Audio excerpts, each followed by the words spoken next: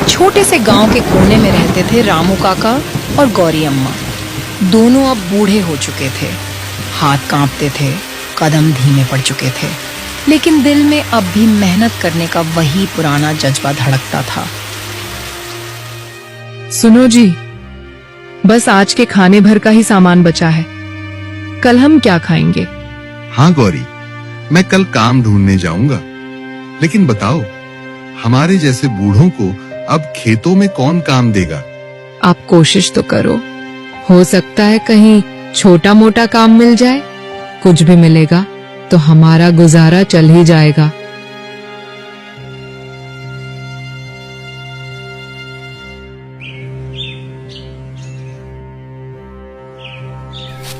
अगले दिन रामू काका जमींदार के पास काम मांगने के लिए जाते हैं। नमस्ते मालिक, क्या मेरे लिए भी कुछ काम होगा? 2-4 घंटे ही सही, घर का गुजारा करना मुश्किल हो रहा है। अरे काका, अब तुमसे खेत का काम क्या होगा? ये काम तो जवानों का है, तुम्हारे बस की बात नहीं। मालिक जितना हो पाएगा उतना कर लूंगा, मजदूरी आधी दे देना, पर मुझे भूखा मत भेजो। ना ना काका, हमें तेज और ताकतवर लोग चाहिए। तुम्हारे लिए अब खेत में कोई जगह नहीं है, तुम घर जाओ। रामू काका मायूस होकर घर की ओर निकल पड़ते हैं।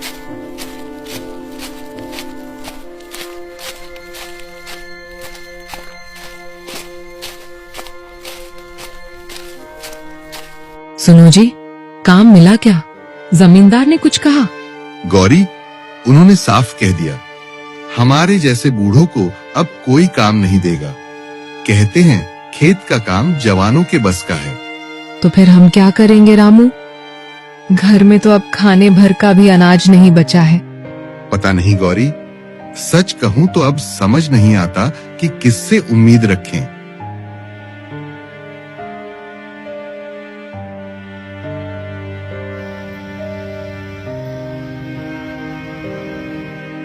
अगले दिन गौरी अम्मा काम की तलाश में सुबह सुबह ही घर से निकल जाती हैं। उनके मन में यही सोच चल रही होती है कि शायद आज कहीं उन्हें छोटा मोटा काम मिल जाए ताकि घर का चूल्हा जल सके। जब गौरी अम्मा एक खेत से गुजर रही होती हैं, तो उनकी नजर अचानक लाल लाल पके हुए टमाटरों पर पड़ती है। बेटा, क्या मैं इसमें से 1-2 टमाटर ले सकती हूँ क्या? घर पर कुछ बनाने को नहीं है। अरे अम्मा, आप तो अपनी माँ जैसी हो, सिर्फ 1-2 क्यों, ले जाइए जितने चाहो। ये कुछ टमाटर वैसे भी ज्यादा हैं और बर्बाद हो जाएंगे। धन्यवाद बेटा, भगवान आपका भला करे। आप नहीं जानते ये हमारे लिए कितनी बड़ी मदद है। टमाटरों से भरी टोकरी लिए गौरी अम्मा धीरे धीरे घर की ओर लौटती हैं। घर पहुंचकर गौरी अम्मा ने टोकरी से लाल लाल टमाटर निकाल लिए। मिट्टी के पुराने चूल्हे पर उन्होंने चटनी बनाने की तैयारी शुरू की। दिन भर की थकान के बाद जब रामू काका ने गौरी अम्मा की बनाई टमाटर की चटनी पहली बार चखी, तो उनके चेहरे पर संतोष और खुशी दोनों झलक उठे। अरे गौरी, ये तो बहुत ही स्वादिष्ट बनी है। ऐसी चटनी तो मैंने जिंदगी में कभी नहीं खाई। हाँ जी, एक भले किसान ने मुझे बहुत सारे टमाटर दिए थे।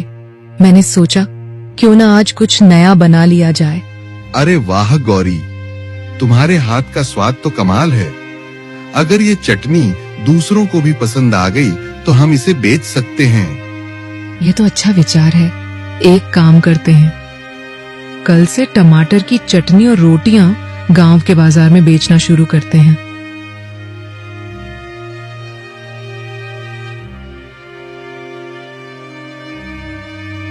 अगली सुबह दोनों ने कुछ पैसे उधार लेकर गांव के चौक पर टमाटर की चटनी का ठेला लगाया। धीरे धीरे लोग ठेले पर आने लगे। देखते ही देखते गौरी अम्मा और रामू काका के ठेले के आगे छोटी सी भीड़ जुट गई। अरे काका, एक प्लेट में टमाटर की चटनी और 2 रोटियां देना। खुशबू तो दूर से ही मोह ले रही है। हाँ बेटा, अभी लीजिए। गर्मा गर्म रोटियां और ताजी टमाटर की चटनी। वाह काका, क्या स्वाद है। ऐसी चटनी तो पूरे गांव में कहीं नहीं मिलती। धन्यवाद बेटा, तुम्हें पसंद आई। बस यही हमारे लिए सबसे बड़ी खुशी है। उस दिन से रामू काका और गौरी अम्मा का ठेला हर दिन थोड़ा और मशहूर होता गया। दूसरी तरफ गांव के जमींदार को भी रामू काका के ठेले का पता चलता है। मालिक, गांव के चौक पर वो रामू काका ने ठेला लगाया है। लोग तो उनकी चटनी की तारीफ करते नहीं थक रहे। क्या कहा तूने? वो बूढ़ा रामू जो मुझसे काम मांगने आया था अब ठेला चला रहा है और लोग उसकी तारीफ कर रहे हैं। हाँ मालिक। ठीक है, कल जाकर देखते हैं कि उसने किस जगह ठेला लगाया है।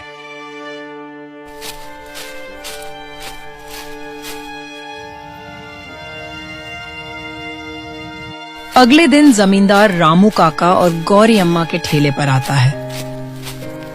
अरे ओ रामू काका, ये ठेला यहाँ क्यों लगाया है? किसने इजाजत दी तुम्हें चौक पर बैठने की? अरे मालिक, यही जगह खाली मिली थी तो हमने सोचा यहीं ठेला लगा लें।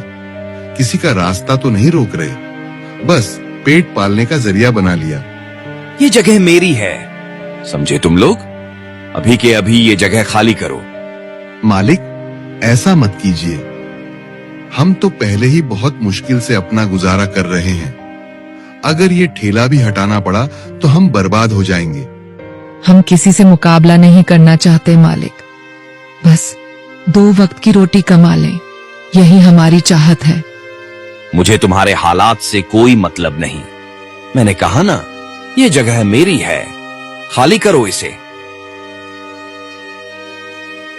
रामू काका और गौरी अम्मा ने चुपचाप अपना ठेला समेटा, बर्तन उठाए और भारी कदमों से घर की ओर चल पड़े।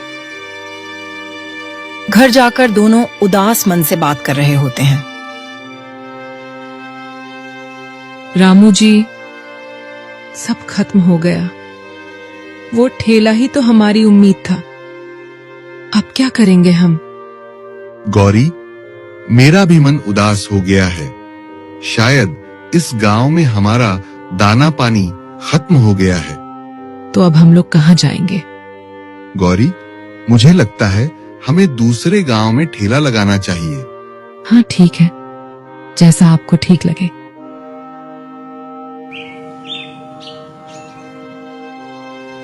अगले दिन दोनों थोड़ा सा सामान लेकर दूसरे गांव के लिए निकल पड़ते हैं।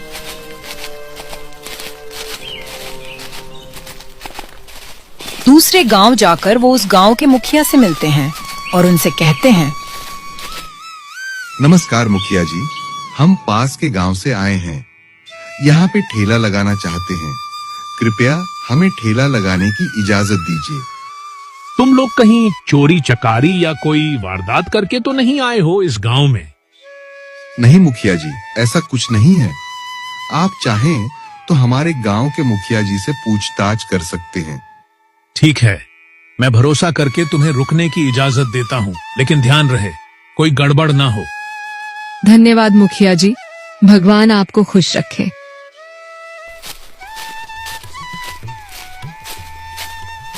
अगले दिन गांव के एक कोने में दोनों ठेला लगाते हैं और लोग आना शुरू हो जाते हैं। काका, क्या बेच रहे हो? बेटा, टमाटर की चटनी और रोटी। ठीक है काका, 1 प्लेट लगा दो।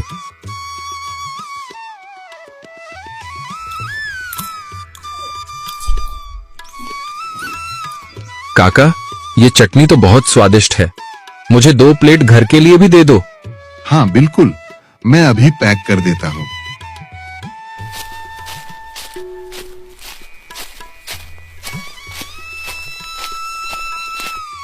धीरे धीरे उनका ठेला मशहूर हो गया।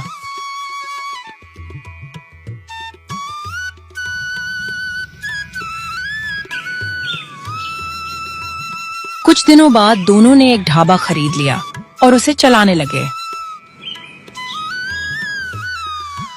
उनकी हालत सुधर गई थी।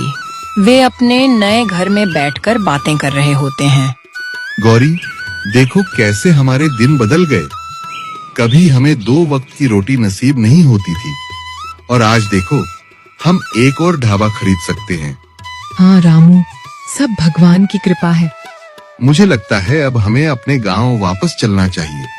हाँ रामू, ठीक है, कल चलते हैं। दोनों अपने गांव की ओर निकल जाते हैं, वहीं गांव जहां के जमींदार ने उन्हें टिकने नहीं दिया था। गांव आकर वो देखते हैं कि जमींदार ने उसी जगह पर अपना ढाबा खोल लिया है जहां से उसने उन्हें निकाला था।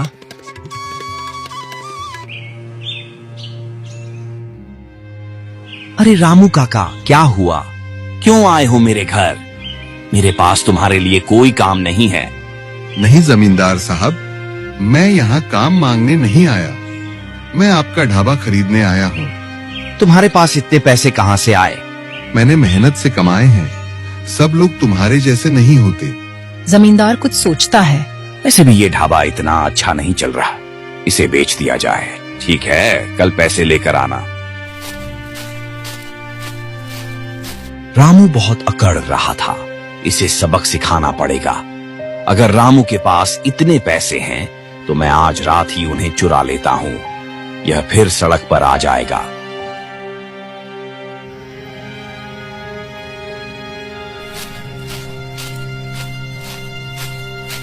रात को जमींदार दबे पांव रामू के घर की ओर आता है। जैसे ही वह दीवार पर चढ़ता है, उसका पैर फिसल जाता है। वो संतुलन खो देता है और दीवार से नीचे गिरकर जोर से दर्द में कराह उठता है। तभी वहां गांव के लोग आ जाते हैं। जमींदार, इतनी रात गए, तुम रामू के घर के पास क्या कर रहे हो? मैं यहाँ रामू का घर देखने आया था।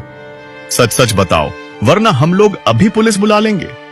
सच बताऊं तो मैं रामू काका की तरक्की से जल गया था, इसलिए मैं उनके घर चोरी करने आया था।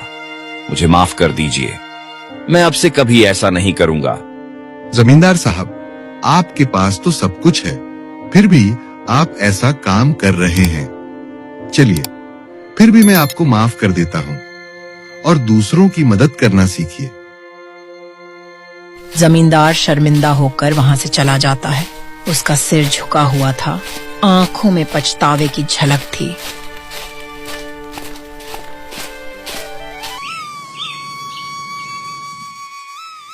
कुछ दिनों बाद जमींदार ने अपना ढाबा रामू काका और गौरी अम्मा को दे दिया। दोनों ने फिर से अपने ढाबे पर टमाटर की चटनी और गरम गरम रोटियां बेचना शुरू कर दिया।